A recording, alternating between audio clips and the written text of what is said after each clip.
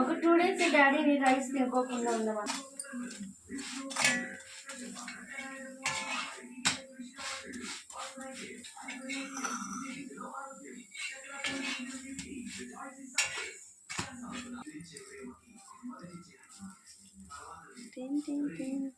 బా చూడండి, మా కూతురు గారు చేత్తో చపాతీలు కాలుస్తుంది. మీరు కాలుస్తారా ఇట్లా చేత్తో చపాతీ?